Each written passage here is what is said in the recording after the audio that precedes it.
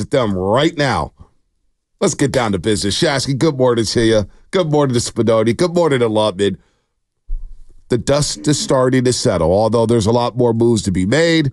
However, the Warriors swing and miss on Paul George. Not that they didn't try. The Clippers just didn't want to do business because of the luxury tax and the CBA, which was something we'll break down all show long. But reality has hit us all in the face. Klay Thompson, who's won 4 championships. He's been an all-NBA player, one of the best two-way players before the injuries. He's been one of the more iconic Warriors on the top 10 list. He's going to be on it forever. Number 11 will be in the Raptors. He's alerted to Golden State Warriors that it's time to move on. And Klay Thompson will be playing in a different uniform next season. We could get into whether or not that's a good thing for the Warriors, a bad thing for the Warriors, a bad thing for Klay Thompson. Did he overplay his head? We'll get into all that. But the reality is, Shasky, is when Chase Center tips off next season, Klay Thompson will not be in the Warriors uniform. And that hits a bit different. It's a really sad day. And we could talk about what makes them better next year or whatever. Just want to reflect for a second. You were saying he's one of the all-time Warriors. Like, you and I are in our 40s. Yep. In my life, in some order, it depends on who you're talking to. It's Steph, it's Mully, it's Klay, it's Dre. Some order. So he's either 2, 3, or 4 in most people's lives in terms of greatest Warrior. Mm-hmm. Now, for the older generation, there's the Rick Barrys and there's guys like that. And so I can't speak on that. I'm talking about my life.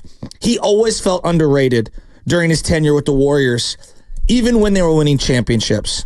This is a guy that was an unbelievable competitor, one of the great Wolverines in terms of being an Iron Man, one of the best defenders in Warrior history at his prime. And it felt like right when he was reaching his prime as you can make the argument, one of the top 8, 9 players in the league. The guy goes down with one of the most gruesome injuries of all time. It's Navarro Bowman-like in the sense that we were robbed of watching the back end of what was going to be a surefire, top 75, top 50 player of all time. And it's really sad. I mean, it really is. It's a woulda, coulda, shoulda. In a different way from an Alden Smith, which was a woulda, coulda, shoulda on one end. Mm-hmm. Like, if Klay never suffers that injury, what happens to him? What happens to the Warriors? Yeah. And I think about all the threads that got us to this point. And I don't know if you're initiated with this song or you understand it, but Weezer has a song called Undone, and it's about a sweater, okay? And the metaphor is that if you pull a little thread on the sweater and you slowly start to walk away, eventually the individual becomes naked. Now, again, it's metaphoric here, right? And I think about all the little threads that have gotten us to this point, and how now the Warriors or their fans metaphorically are standing here kind of naked without their Klay Thompson. And it just sucks. And, I know that there's finances baked in. There's emotion baked in. There's pride and ego. And there's a lot of things baked in. Frustration on both ends. But the reality is that he should be celebrated today. And I know we're frustrated. Yeah. Because the Warriors are out of control. But this is one of the greatest players I've ever seen play, and I want to see him go out on his terms, and he deserves a standing ovation from Warrior fans at every single turn. Yeah, we'll get to the celebration aspect of Klay Thompson at some point this week, no doubt about it. We'll have a Klay day. We'll remember the times with Klay. He hasn't officially signed with anybody yet. The rumors are the Dallas Mavericks are in on a conversation. The LA Lakers are there in on a conversation. From what I'm hearing is Orlando has kind of taken a step back as they gave Kentavious Caldwell-Pope a 3-year, $66 million deal to go down and play with the Orlando Magic, and apparently chose them over the Denver Nuggets. Look, the CBA, my biggest takeaway over the weekend is the CBA is crippling even the richest owners in the world. Stan Kroenke and the Denver Nuggets, they're not making a lot of moves because they're afraid of that second apron and what that second apron can do to you. Steve Ballmer, the richest owner in the NBA.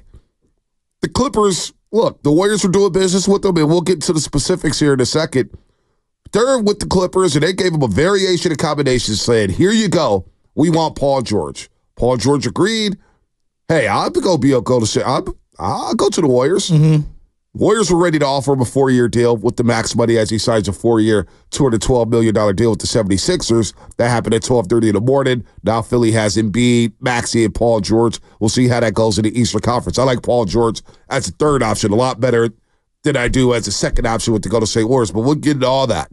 But the richest owners in this league are very hesitant to make major moves to stay into that luxury tax because of what it means to stand in that second apron. So you can't get on Dunleavy for saying, hey, he's not doing anything. Well, they tried to get the Paul George deal. They exhausted all options, different variations of a trade to go try to get Paul George. But again, folks, it takes two to tango. Did you interpret, because I interpreted the Clippers basically choosing one of two outcomes. It was either we want a combination of players that we could utilize because of our financial situation, or we can have cap relief. I interpreted them not doing business with the Warriors as a twofold thing. They didn't want to deal with the Warriors because they're in their division. Yep. But I think more than anything, it was the cap relief not being in those aprons. They actually outweighed whatever the Warriors were giving them. Now, it could entirely be that they didn't like the package. I don't know. I'm talking about my interpretation. I think it was the money. I think it was the salary cap. It was the luxury tax. It was the apron. And they didn't want to go over that second apron. They didn't want to be in the tax and be a repeater tax team. So we'll get the financials for the LA Clippers. But right now, the Warriors, and people don't want to hear this, they're now under that luxury tax. They're not going to be in the repeater tax, which, something that I was hesitant to say last week. I really was, because I'm the ultimate Super Bowl or bust type of guy. I love when my teams go for championships. But I understand in this situation where Joe Lacob has paid the luxury tax over and over and over again, and we just saw the most expensive team in basketball history, the Golden State Warriors, finish in 10th place. They finish in 10th place. That's not good business. No. That's not a good return for your buck, right? And so getting under this and maybe taking a step back financially for a season, a lot of people are not going to be happy because we still got number 30 playing at a high level, Stephen Curry. And what I worry about come All-Star break, if the Warriors are struggling going towards the All-Star break, that noise will get louder and louder louder about Stephen Curry finishing his career with the Golden State Warriors. Because you know what happens around All-Star break? The media comes in nationally, internationally. What's going on with Steph? Are you guys going to win? What does he want? Is he going to sign an extension? We'll get to all that. But the Clippers situation, Chasky, is, number one, it was the money. They didn't want to be in the tax. Mm-hmm.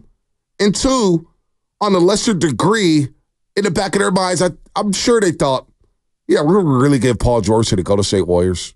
It's something that I just, for the life of me, I just didn't see the Clippers giving away a Paul George, and I'm not going to say give away because who knows what the package would have been. I saw so many different versions. But going out and helping out the Golden State Warriors, they're probably thinking, yeah, let's try to stay away from this. We'd rather let Paul George walk for nothing, save our finances, get out of this tax, and go ahead and re-sign James Harden and go get Kevin Porter Jr. to go play ball with Kawhi Leonard. I think if this was 3 years ago before that CBA, because the CBA came, we signed Poole, we signed Wiggins in about October, November, or whatever it was of that year. October. Then that April, they came up with an entire new CBA.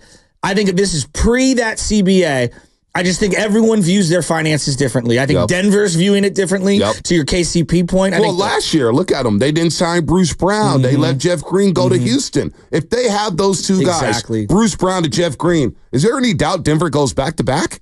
I think they go back-to-back with Bruce Brown and Jeff Green. It's entirely plausible. And now you lose KCP, and you don't have much money available, and you got to extend Jamal Murray. But Stan Kroenke, out of all the owners, Stan Kroenke, who built that $1 billion palace, $5 billion palace at SoFi Stadium, is like, yeah, we want to stay out of this tax too. Well, I think, let's peel it back for just the Warriors.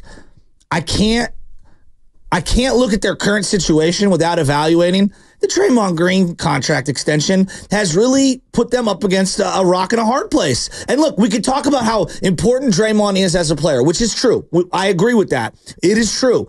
But because of the money you allocated him, you're not a player in free agency. You don't have an open slot. Yep. Because of the money you gave to him, you alienated both emotionally and financially Klay Thompson. You were limited. You were limited in what you could give. Now, it's not just Draymond's money, but I'm saying Draymond was coming up as an extension, and had you let him walk, I think some of the financial situations you're facing this year, not all of it, some of it would have been alleviated.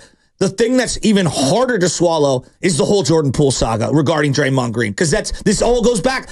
Again, I'm not trying to pinpoint him as the only one. It takes two to tango. The owner brought him back. The front office brought him back. Steph brought him back. This is the bed that they made, and they need to lie in it. But the way the Jordan Poole thing went down, and it's a bad contract, Jordan Poole's. I get it. Believe me, I hear it.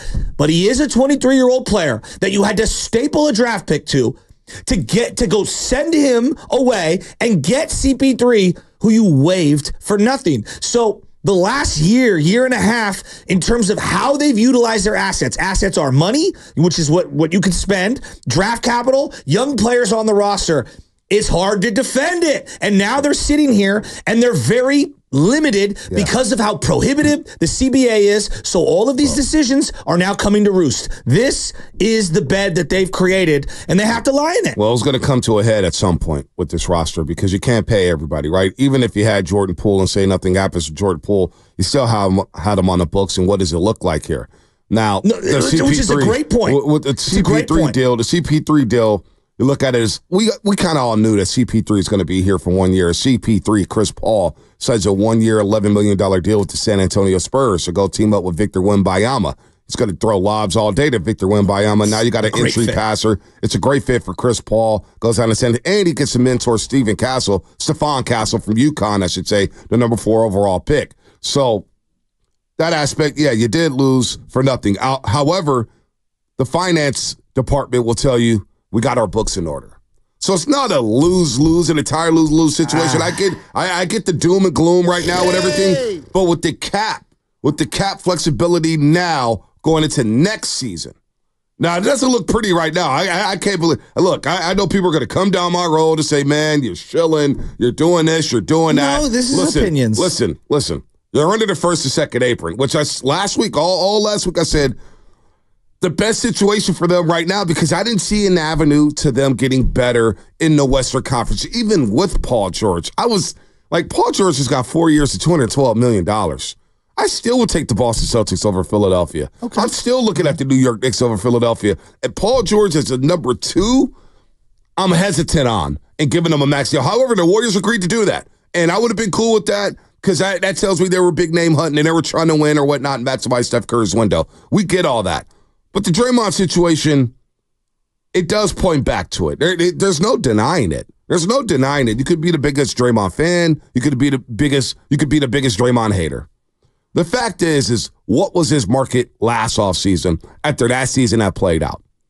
What was the market? I'm not sure he had a market. I'm not sure. Look at the money being handed out this offseason, okay? They're players, and look, we could talk about how great of a defender he is. There's top-end money, and then there's low-end money. And then, like, even someone like KCP, who brings tremendous value and is in his prime, okay, and has been a key cog on championship teams recently. No one's saying that individually KCP is better than Draymond, but he got a 3-year, $22 million a year deal. I mean, for a team that had some cap room, not a lot, but some cap room. Again, I just, given where the Warriors were, again, you cannot look at the domino effect or the butterfly effect, or however you want to, of Draymond. It's part of this. This is all part of it. And if you think that they need to ride with Draymond, fine, we're going to get a chance to see it. Like, this is the bed that they've made. And so now they could still pivot. There's still an entire offseason. There's things that they can do to enhance the roster. I don't see, and I'm just looking at it right now, how you welcome back Andrew Wiggins into the locker room, given everything that's transpired over the last 3 days. You get rid of Andrew Wiggins, and now you got no point of attack defenders outside of Jonathan Kuminga. Yeah, but how do you put that back in the box where you don't let him play for Team Canada, where you basically have dangled him in every trade? I think it's going to be very, I'm just saying it'd be very difficult for me to walk back into that locker room and be like, oh, yeah, now you guys need me? You got to be a professional. That's true. You got to be a professional, right? That's what everybody says. You got to be a professional. But I'm with you. That situation is very strange. I'm not sure what's going on here. The Warriors are saying that it's a mutual decision. Team Canada's GM comes out and says, yeah, he got cleared. I'm not sure what's going on here. But Andrew Wiggins was on that podcast with those Canadian brothers on the podcast. What was that, a couple months ago, where he said, look, man, when I do play for Team Canada, it helps me get into a rhythm, going into that next season. So it's very important to me. I don't know what's going on with that.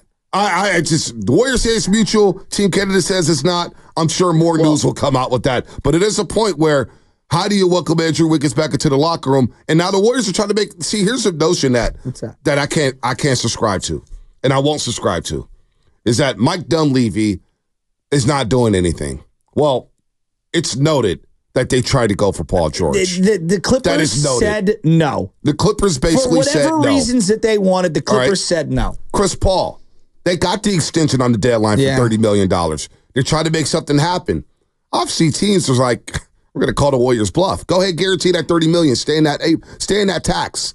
And the Warriors said, well, we can't find anything right now in the next 48 hours. We got to waive them because CP3 at that point said, yeah, no more extended the deadline. You're either going to give me my 30 or waive me. Yeah, because he knew that the money was going to dry up. Again, look at the money around the league. Money. Once Malik Monk signed his 40-year, $78 million deal, you know what happened, though? I think we all kind of underestimated what the CBA would present to the league. Because I was under the assumption Malik Monk was going to get about $30 to $35 million a year. No, we all did. I was like, wow. I thought Klay was going to get $25 to $30 million multi-year deal. And it feels like he's going to get a third, a half maybe of that. A mid-level, but you know what? He make it the year, and it tells me that money doesn't always buy happiness. It's great to have a lot of money. I could try to find a way to be happy with a lot of money. There's no doubt about it. What do you mean by this? What I mean by that is, obviously, this situation with the Golden State Warriors where he had the 2-year, $48 million deal on the table. He'd have to take it. They don't negotiate at all.